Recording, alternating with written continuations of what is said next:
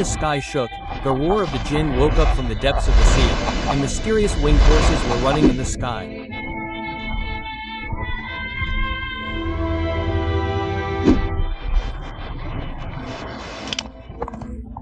On that day, a Jinn challenged fate, but in the court of Hazrat Sulaiman, peace be upon him, power in the world and a chapter of faith were revealed that changed the entire history of the world.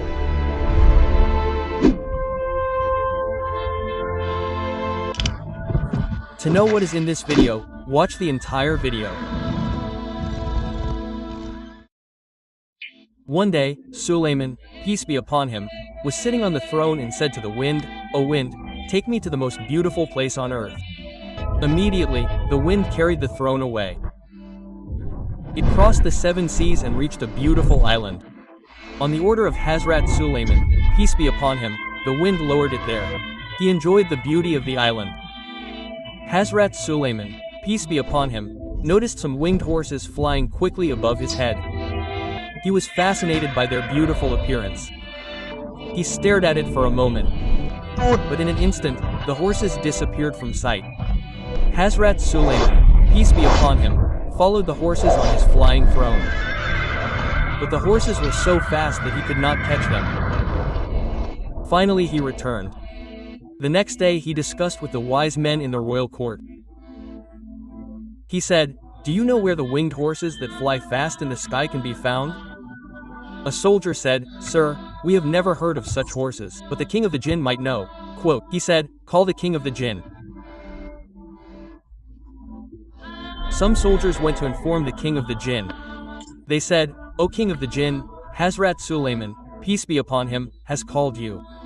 The king of the Jinn came to the royal court and said, "Sir, I am ready to carry out your orders." "Why did you call me?" He said, "There are winged horses on an island in the middle of the sea. Catch some of them." Quote, the king of the Jinn was worried and said, "Sir, give me another order. This task is not possible for me." Quote, then a soldier scolded him and said, "Sir, you will not be able to follow the ideals of Sulaiman, peace be upon him." The king of the Jinn said, "Your Majesty, the horses are so fast that it is almost impossible to catch them. However, a Jinn named Samand is hiding in the depths of the sea. He may be able to do this job." He said, "Take him and bring the horses." The king of the Jinn went to the edge of the sea with his companions. He said in a loud voice, "O Chandan, come out." Not getting any answer, they cleverly said, "Chand, good news. Hazrat Sulaiman, peace be upon him, is no more. He has died." Hearing this, Chandan came out of the sea happily. The king of the Jinn said, "Now we will be the kings of the world. Let's go." As they went along, they tied up Samandan the Jinn and brought him to the royal court. Seeing Hazrat Sulaiman, peace be upon him, Samandan the Jinn began to tremble with fear. He said, "My lord, I hid in the sea out of fear of you. I am a great sinner, forgive me." Hazrat Sulaiman, peace be upon him, said, "I will forgive your crime if you can do one thing for me. There are winged horses on the island in the sea, catch them and bring them." Samadin was surprised, but did not say anything. The group of Jinn went to the island. Samadin said, "It is almost impossible to catch these horses, but there is a trick. The horses come to drink water when they are tired. We will mix drugs in the water. When they get intoxicated, we will tie them up." Everyone liked this plan. They mixed drugs in the water and hid. After a while, the horses that were pulling came to drink water. After drinking the water, they became intoxicated. The Jinn tied them up with ropes. They took the horses and appeared before Hazrat Sulaiman, peace be upon him. The beauty of the horses was so enchanting that Hazrat Sulaiman, peace be upon him, looked at them with one glance. Seeing the horses, he forgot the time of the afternoon prayer. It was time for the sun to set. Suddenly, remembering the prayer, he was shocked. He repented and said, "O Allah, I was fascinated by this beauty and forgot to worship you. Forgive me. Forgive me." He started trembling. Allah told Jibril, peace be upon him, to delay the setting of the sun so that it would be delayed. Jibril, peace be upon him, said to the sun, "Do not set until Prophet Sulaiman, peace be upon him, finishes his prayer." The sun set late that day. It delayed its setting. He finished the afternoon prayer. Then he became angry with the horses and said, "Bring these horses to me." The horses were brought.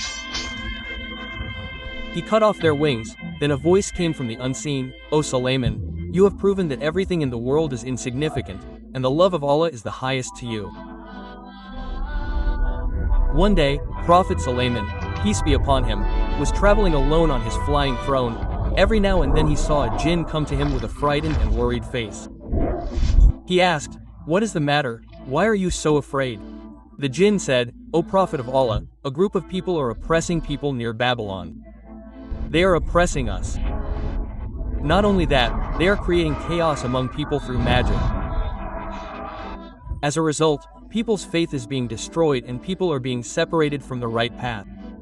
Lord, please judge this." Hearing this, Hazrat Sulaiman, peace be upon him, did not delay any longer and set off towards Babylon with his flying throne. Within a moment, he reached the abode of the jinn. He said, "O arrogant people of jinn, fear Allah. Return to his path." The jinn did not know how much power Allah had given him. So their leader said, "We fear no one, we obey no one." Some jinn stood around his flying throne and shouted arrogantly, "Who are you? We do not know anyone. If you have the power, then defeat us. Tie us up." Hearing this, Hazrat Sulaiman, peace be upon him, revealed his miraculous power. As he looked at them, a violent storm began. The clouds began to roar. The ground split open and iron chains came out and tied the jinn one by one.